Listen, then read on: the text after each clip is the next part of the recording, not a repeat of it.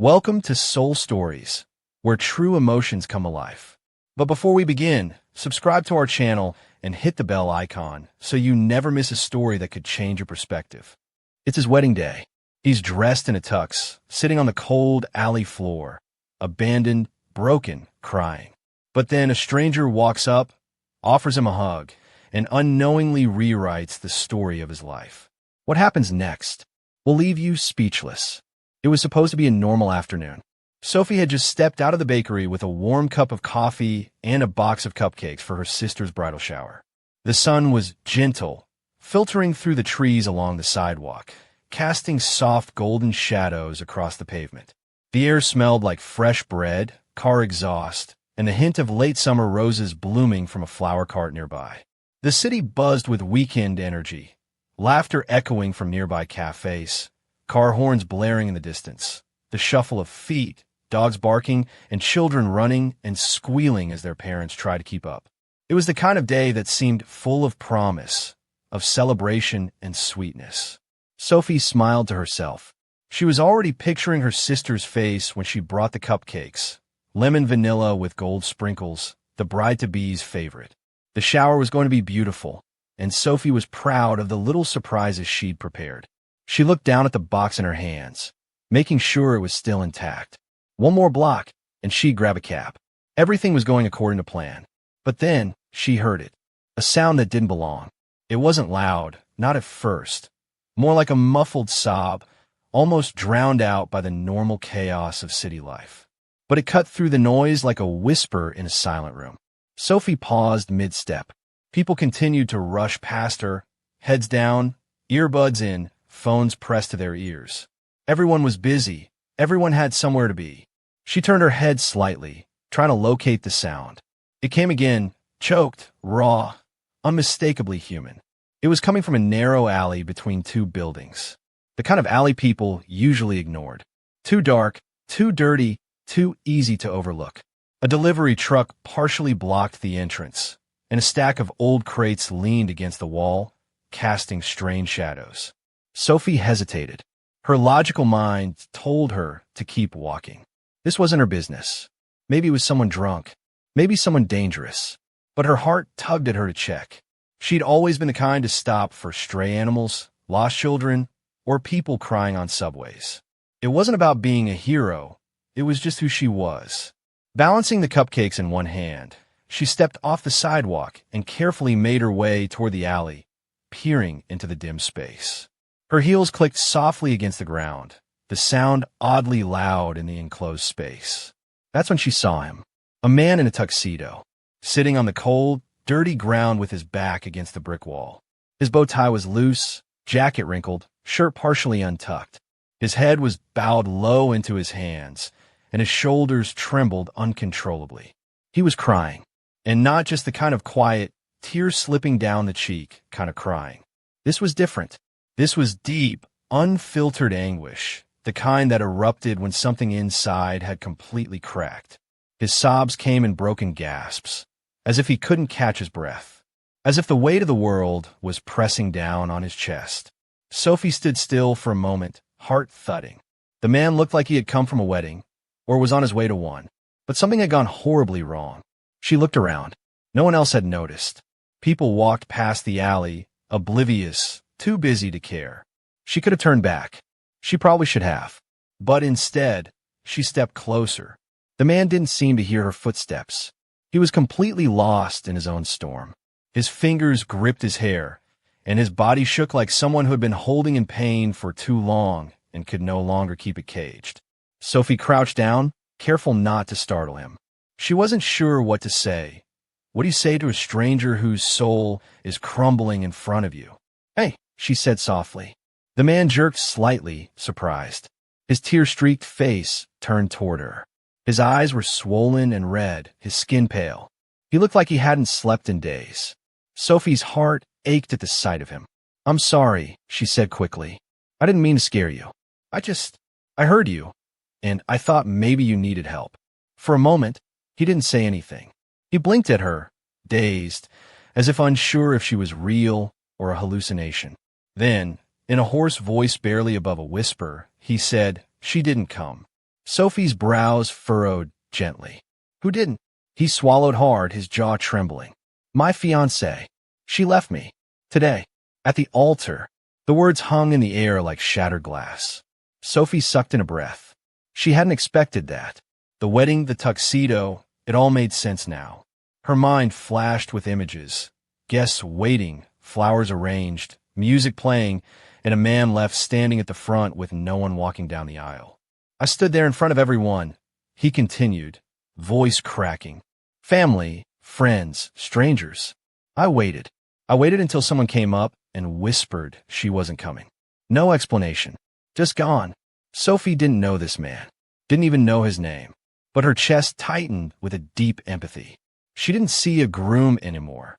She saw a human being completely undone. He let out a bitter laugh, more like a broken cough. Everyone just stared at me. My mom cried. Her dad looked embarrassed. And me? I couldn't move. I just walked out. Walked until my feet hurt. Ended up here. I don't even know where here is. Sophie slowly sat down beside him, right on the edge of the dirty concrete, her dress barely brushing the ground. You're in Midtown, she said gently, just a few blocks from Lincoln Park. He gave a small, humorless smile. Fitting. I feel like a ghost. They sat in silence for a moment. Sophie didn't push. She knew words wouldn't fix what he was feeling. But sometimes, presence was enough. After a while, she looked down at the cupcake box in her hands and carefully opened it. A soft vanilla scent drifted up. Do you want one? She asked, nudging the box toward him. They're lemon vanilla. Fresh. He glanced at her, surprised. Then, slowly, he reached in and took one. It wasn't much, but as he bit into the cupcake, a small spark of something flickered in his eyes. Comfort, maybe, or the faintest sign of hope. They didn't talk much after that. They just sat in the alley, sharing cupcakes like old friends who didn't need to explain their pain. Sometimes, in the middle of chaos, the smallest kindness can be the thing that starts to stitch a soul back together. And sometimes, it takes a stranger's quiet presence to remind you you're not entirely alone. Sophie froze for a second. The moment stretched longer than it should have. Her instincts warred with her thoughts. Should she say something? Should she turn around, pretend she hadn't seen anything, and keep walking like everyone else? But her feet moved before her brain decided. With quiet steps, careful not to startle him, she walked over to the trembling man. The alley was narrow, dim, the sounds of the bustling city outside somehow muffled by the brick walls that framed this hidden pocket of heartbreak. As she reached him, she hesitated for the briefest moment, then knelt down beside him. The ground was cold and gritty beneath her knees, but she hardly noticed. She gently touched his shoulder, her hand warm and cautious, as though trying not to spook a wounded animal. Are you okay? She asked softly. The man flinched to the contact. For a moment, he didn't look at her. His body went still, his hands still covering his face. Then slowly, hesitantly, he lifted his head. His eyes were red, swollen, the whites barely visible between the puffy lids. Tear stains cut lines through the grime on his cheeks, and his face looked like it hadn't smiled in days, or maybe even longer. But what hit Sophie hardest wasn't how he looked. It was how lost he seemed, as though something vital had been torn from him. His mouth parted slightly, and when he finally spoke, his voice was so quiet, she almost didn't hear it over the distant sound of traffic. She didn't show up. Sophie leaned in, concern knitting her brow. Who? He swallowed hard, like the words themselves were razor blades. My fiancée, the love of my life. She just didn't come. I stood there in front of everyone. The music was playing, the guests were seated. My hand was shaking, but I kept telling myself she'd come. And she never showed. The rawness of his words settled over them like a thick fog. Sophie didn't know this man, didn't know his story, his name, or what had brought him to this exact moment. But none of that mattered. Not now. Not in this small, dark alley where pain had stripped him of everything except the unbearable truth. She felt a lump rise in her throat. What kind of pain did it take for a grown man to curl into himself like this, to sob in an alley in broad daylight, dressed for a day that was supposed to be the happiest of his life? Sophie didn't speak. She didn't try to give advice. She didn't offer hollow platitudes. She just looked at him, really looked at him, and saw the kind of devastation most people try to hide. The kind of grief that doesn't care about appearances or pride. She opened her arms, slowly, instinctively, and without a second thought, embraced him. There was no hesitation in him, either. He leaned into her like a man, starved for comfort, desperate for something, anything to anchor him. His body shook violently as he collapsed into her arms, and his sobs returned with renewed force. But this time, they weren't silent. They were deep, guttural, and unfiltered. The sound of a heart breaking in real time. Sophie held him tighter. She didn't care that they were strangers. She didn't care that her dress was brushing against the dirty ground or that the box of cupcakes she'd brought was likely now crushed. She didn't think about the people passing by or whether someone might see them and make assumptions. None of it mattered. All she saw was a man crumbling under the weight of something he couldn't carry alone. She rubbed small circles on his back, a soothing motion she'd once used to comfort her little brother after their parents' divorce. She whispered nothing, just soft, wordless sounds meant to calm, not fix. Because this couldn't be fixed. Not in this moment. Minutes passed, maybe longer. Time seemed to slow down, suspended in the quiet cocoon of the alley. The world continued beyond the brick walls. Cars drove by. People hurried to brunch. Taxis honked at intersections. But none of that touched this moment. It was just the two of them, locked in a fragile, wordless understanding. Eventually, his sobs began to ease. They didn't stop completely, but they softened, becoming quieter, more spaced out. His breathing was still uneven, but he was no longer gasping for air between cries. Sophie loosened her grip slightly, enough to lean back and look at him. His eyes met hers, tired, hollow, and searching. "I don't even know why," he whispered hoarsely. She didn't give me a reason. No call, no text, just disappeared. One minute we were planning our vows, and the next I was standing alone at the altar with everyone staring at me. My mom crying, her brother pacing. The silence in that room was so loud it hurt. He let out a shaky breath, and I just ran. I walked and walked until my legs gave out. I ended up here. I don't even know where here is. Sophie offered a small, sad smile. "You're somewhere safe. That's all that matters right now." He shook his head, almost laughing, but not quite. "You must think I'm pathetic. Some guy blubbering in a back alley, hugging a stranger like a child. I think," Sophie said gently, "that you're human, and heartbreak doesn't care where it finds you." The man blinked, as if those words held more weight than they should have. Then he let out a long, trembling sigh and slumped back against the wall, closing his eyes for a moment. I didn't expect to feel anything today. I thought I'd shut down. But the moment I realized she wasn't coming, something inside me just broke. Sophie nodded slowly. When someone you love walks away without warning, it doesn't just break your heart. It breaks your trust, your future, the version of life you thought was waiting for you. They sat in silence again, the kind of silence that isn't uncomfortable, but rather healing. A mutual pause in the chaos. She didn't know how long they stayed like that. Her sitting beside him leaning against the wall, their breaths slowly sinking as the moment settled. The city went on without them, but in that quiet corner, something small and sacred was taking place. Eventually, she reached down to the crushed box beside her and opened it. A few cupcakes had survived. She held one out to him. "Here," she said with a hint of a smile. "You look like you could use something sweet." He looked at the cupcake, then at her, and for the first time, a flicker of something warm returned to his eyes. Not quite happiness, but maybe a little less sadness. He took the cupcake, holding it like it was something precious, and then said softly, "You don't know what this means to me." Sophie shrugged, her smile gentle. "Maybe I don't, but I know what it feels like to fall apart. And I know what it feels like when someone helps you pick up just one piece." He looked at her for a long time before nodding. And for the first time since the wedding that never happened, he took a bite, and it tasted like hope. After a while, the crying slowed. His shoulders stopped shaking, his breathing began to even out, and the tremble in his hands softened. The sobs that had once racked his chest were now quiet, leaving only the trace of exhaustion that deep pain always leaves behind. It was as if he had poured everything out and was now sitting in the fragile calm after the storm, silent, raw, and empty. Sophie stayed with him, not rushing, not speaking. She knew better than to try to force words into moments like this. Silence had its own kind of language, one that didn't need fixing or filling. After a pause, she shifted slightly, opened the now slightly crushed box of cupcakes, and gently lifted one out. It had survived the alley, still soft and perfect, with a generous swirl of lemon yellow frosting on top. She held out to him. He looked at it, blinking as though he'd forgotten food existed.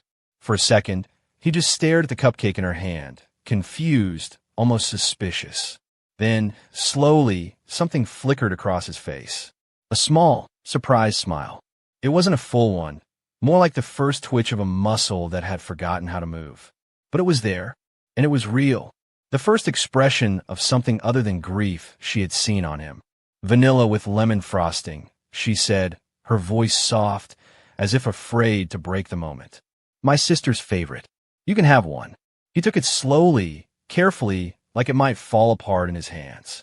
I haven't eaten anything since yesterday, he said, his voice rasping slightly. Everything was a blur this morning. I just kept thinking, I'll eat after the ceremony. He paused, then gave a small chuckle, dry, hollow, but almost amused. Guess I missed my own reception. He wiped his face with the sleeve of his tuxedo jacket. It was already wrinkled and dusty from the alley floor, his white shirt stained with sweat and tears. He probably hadn't even realized how disheveled he looked. Sophie noticed, but didn't comment. She didn't care about appearances right now.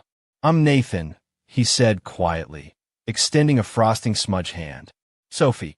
They shook hands like old acquaintances reunited under odd circumstances. A strange warmth settled between them, soft and unspoken. Sophie nodded toward the park bench just outside the alley, not far from the sidewalk. Let's sit.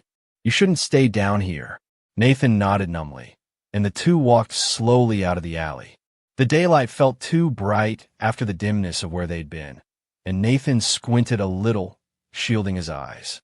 They sat on the bench, not too close, not too far, just enough space to let the conversation breathe. For the next 30 minutes, he spoke. He didn't hold anything back. How he had met Emily at a charity event 3 years ago. How she had spilled wine on his suit and spent the rest of the evening trying to apologize. How that clumsy beginning turned into coffee dates, weekend trips, shared playlists, and long conversations about everything from childhood memories to retirement dreams. He painted a picture of a relationship built over time, layer by layer, like a home they both lived in and decorated together. He told Sophie about how they had gone through a rough patch 2 years ago, how they'd argued about career choices and time apart. But they always made it back to each other. They always found the thread and held on. She was always a little nervous about big commitments, Nathan said, glancing at his hands. I used to think it was just wedding jitters. She joked about running away sometimes, but I never believed she would. He took a deep breath, closing his eyes. But today, she just didn't come. No call. No message. I stood there for 15 minutes, watching the clock tick down, thinking she was just late, that she was fixing her makeup, that her dress got caught in traffic, that maybe she was being dramatic, something small. His voice cracked. But then the wedding planner came in, looking pale, and she said Emily was gone, just gone. Her phone was off. Her bridal suite was empty. And I didn't even ask questions. I couldn't. Sophie listened without interrupting. Every word felt like a weight he'd carried for hours, maybe longer, and was only now able to set down. She didn't offer sympathy, not yet. Just silence and space. Nathan rubbed his forehead. Everyone kept looking at me. My mom came up to hug me. My brother was talking to guests. People were whispering. I couldn't breathe. I walked out the side door and didn't stop walking. Then, for a while, he was quiet. Sophie looked at him carefully. I'm so sorry, Nathan. That's a pain most people can't even imagine. Nathan stared out the street, watching a couple walk by with a stroller, laughing at something only they could hear. I don't even know why, he whispered, almost to himself. She didn't text, didn't call, just vanished. Sophie nodded slowly. You may never get a real answer. And sometimes that's the cruelest part. When people leave, we spend months, years trying to figure out if it was something we did, something we said, or if it was just them. He turned toward her, eyes still hollow, but slightly curious. You speak like you've been there. She hesitated. The breeze picked up slightly, rustling the leaves on the trees nearby. She could have shrugged it off, could have smiled and deflected. But instead, she said quietly, let's just say, I've been left too. Not at the altar, but close enough. Nathan tilted his head slightly, studying her. My fiancé and I were 2 months from the wedding, Sophie continued. Everything was planned. Venue booked. Dresses chosen. Our families already calling each other in-laws. Then one morning, I woke up to an email. She paused, remembering it. The sting, the disbelief. Not even a phone call. An email, saying he wasn't ready, and he didn't know if he ever would be. That he loved me, but not enough. That he didn't want to be a liar by pretending to go through with it. Nathan's eyebrows rose slightly, but he didn't speak. He just listened. I sat on the kitchen floor for 2 hours, Sophie continued. Didn't cry. Didn't move. Just stared at the wall like it would give me answers. In the weeks after, people told me I dodged a bullet. That I was lucky he left before, not after. But the truth is, it didn't feel lucky. It felt like I was mourning a future that got ripped away while I was still living in it. Nathan was silent for a long moment. Then he nodded, slowly. I think that's exactly what this feels like, he said. Like I'm mourning something that still technically exists, but just not for me. Sophie gave a soft, sad smile. Yeah, that's grief, and betrayal, and heartbreak all at once. Nathan looked down at the cupcake wrapper in his hand, crumpled now, frosting smudged on his fingers. But you're okay now? He asked. You made it through? She glanced up at the sky. I'm still making it through. Some days are better than others. But I can tell you this, talking about it helped. Being honest about the pain helped. And so did small kindnesses. Like this moment. Sitting here, eating cupcakes with someone who understands. Nathan looked at her, really looked at her. The shadows under his eyes didn't disappear, but something in his expression softened. Thank you, he said, voice low. Sophie nodded. You're not alone, even when it feels like it. And for the first time that day, Nathan believed it, even if just a little. Over the next week, something unexpected happened. Nathan texted Sophie the next morning. Just a simple message. Thank you for seeing me when I felt invisible. She saw it while sipping her morning coffee, the screen lighting up with his name. She stared at the message for a while before replying. Anytime. Seriously. Don't disappear. He responded with a small smiley face and a promise. At first, that was it. A few messages, short and careful. A check-in here, a reply there. But then came a first phone call. Nathan's voice on the other end, still quiet but no longer shaking. He didn't call for anything urgent, just to hear a friendly voice. They talked for 15 minutes that night, then 20 the next. Sophie found herself laughing more than she expected. Nathan had a subtle sense of humor, the kind that slipped out without warning. He had this dry way of observing the world that made even the worst moments feel less heavy. He asked about her dog, her favorite movie, and whether she preferred pancakes or waffles. Nothing deep, not at first. Just light-hearted things. A way to keep the darkness at bay. Then, one rainy Thursday, Sophie invited him to a poetry night at her favorite local bookstore. It's cheesy, she warned him, but the good kind of cheesy. There's free tea and a guy who reads love poems like he's casting a spell. Nathan hesitated. I haven't really been out since the wedding. You don't have to dress up, she said gently. Just show up. No pressure. And he did. He arrived 5 minutes early, hair still damp from the rain, his eyes darting nervously around the small crowd. Sophie spotted him by the door and waved. He walked over, a little awkward but smiling. The poetry was as strange and charming as Sophie had promised. They sat in the back, sipping mint tea from mismatched mugs, surrounded by people who wore scarves indoors and clapped with snapping fingers. Nathan didn't say much during the reading, but she saw the way he watched her out of the corner of his eye whenever she laughed at a line or closed her eyes during a favorite verse. Afterward, they walked home in the rain without umbrellas. Sophie didn't mind. Nathan offered her his jacket, even though it meant he got soaked. They shared a cab at the corner, and before the driver could pull away, Nathan turned to her and said, Thanks for not treating me like I'm broken." From there, something began to grow between them. Not love. Not yet. It was something softer, quieter. The kind of bond that forms between two people who know what it means to hurt deeply, but still choose to keep showing up. They started meeting regularly, sometimes at bookstores, sometimes over quiet dinners at small restaurants that didn't take reservations. They took long walks in the park, especially near the lake, where ducks gathered and old men played chess. They talked about everything: their jobs, their dreams, the books that made them cry, the songs that made them believe again. They also talked about nothing, about the kind of soup they liked, about how much they hated group texts, about a childhood fear of clowns, or how traffic made them irrationally angry. There was no pressure between them, no rushing, no asking of questions they weren't ready to answer. Nathan didn't bring up Emily, not once, and Sophie didn't bring up the man who'd left her with nothing but an email and a wedding dress she couldn't bear to look at. They didn't need to dig up every scar to know that the other person carried wounds. The silence about their past wasn't avoidance. It was respect, a quiet understanding that healing had its own timeline. Sometimes they sat together and didn't speak at all. Just sat, watched people, listened to music. Those moments became just as valuable as the ones filled with words. One Saturday evening, Nathan brought her a book, a first edition of a poetry collection she once mentioned in passing. It had a note inside, scribbled in his messy handwriting. "I remembered. Because you matter." Sophie blinked away tears when she read it, but didn't say anything. She just looked at him and smiled. That was enough.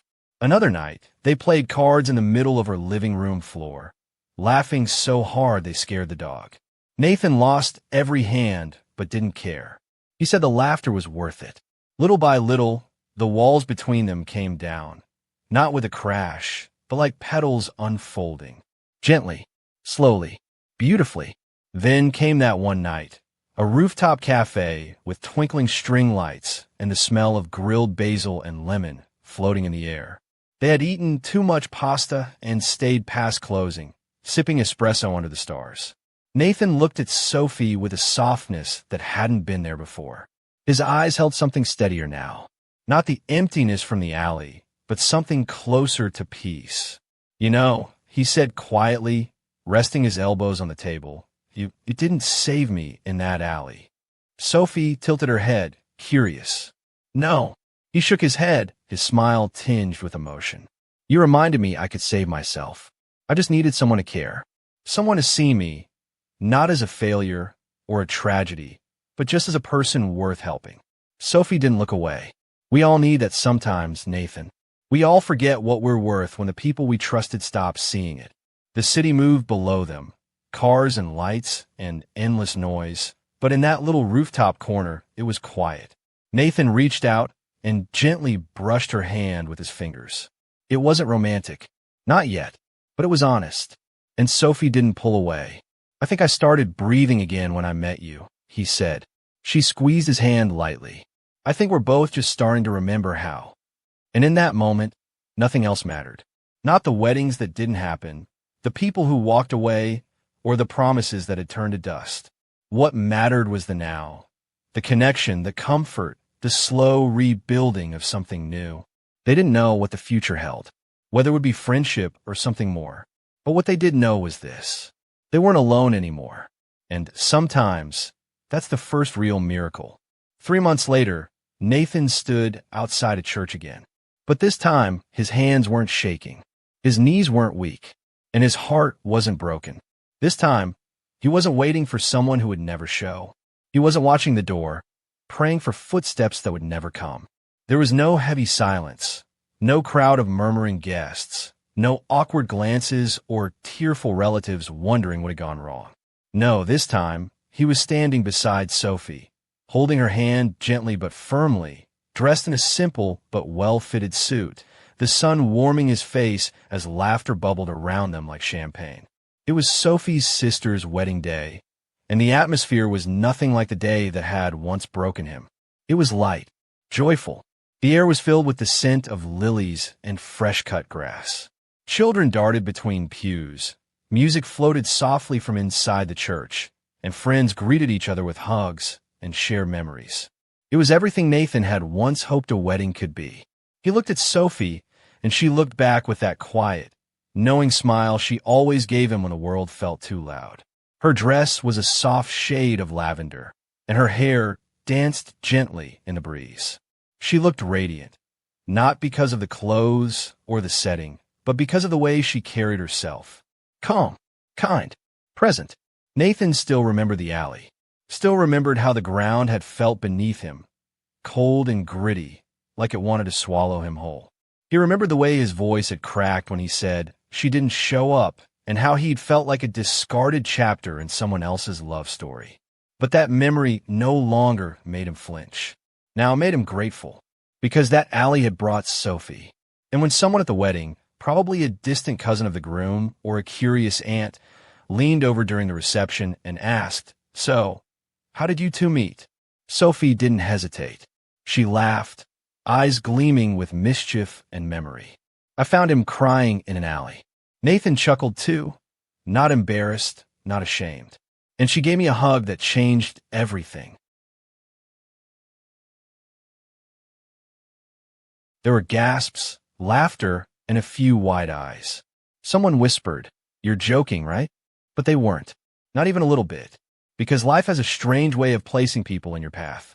Sometimes you stumble upon someone in the most unexpected place at the worst possible time, and somehow they become the thing you never knew you needed.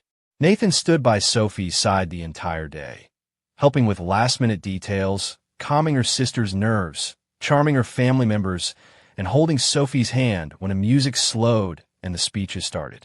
At one point during the reception, as Sophie stood giving a toast to her sister and new brother-in-law, Nathan watched her with quiet admiration. She spoke with grace and humor, telling childhood stories and offering heartfelt wishes for the couple's future. Her voice carried across the hall, confident and warm, drawing every ear and heart. He thought about how different he had been 3 months ago, how utterly lost, how certain he was that his life had reached a kind of dead end. But it hadn't been an ending. It had been a beginning disguised as heartbreak. Sophie never pushed him a heel. She never rushed him, never told him to move on or get over it. She simply stood beside him, giving him space to feel and eventually to grow. And now, the wounds he once carried like open cuts had faded into scars, still there but no longer raw. That night, after the wedding, they sat together on the steps outside the reception hall. The stars were out, twinkling like soft lanterns in the sky.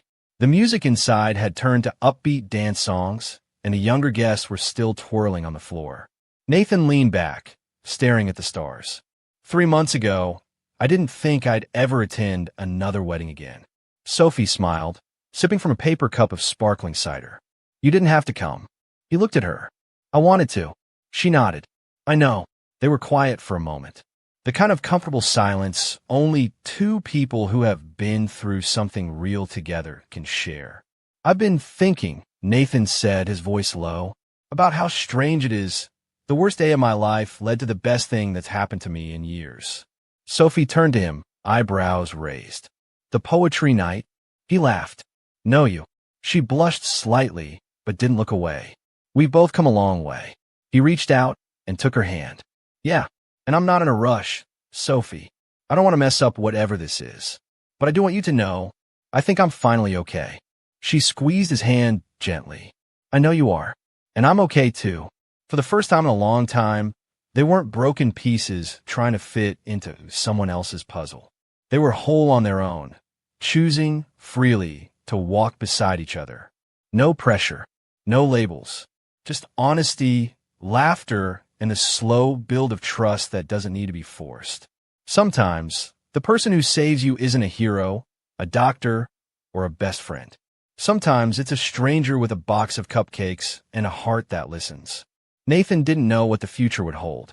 Maybe they'd fall in love. Maybe they'd travel the world. Maybe they'd stay friends who simply held a sacred space in each other's lives. Whatever it became, he was no longer afraid, because he knew now that even the worst days end. And sometimes when the tears dry and the pain fades, you look up and find someone beside you, someone who didn't have to stop, didn't have to care, didn't owe you anything, but did. Someone who made the alley feel like the start of something beautiful. And that made all the difference. Another story ends, but many more are waiting.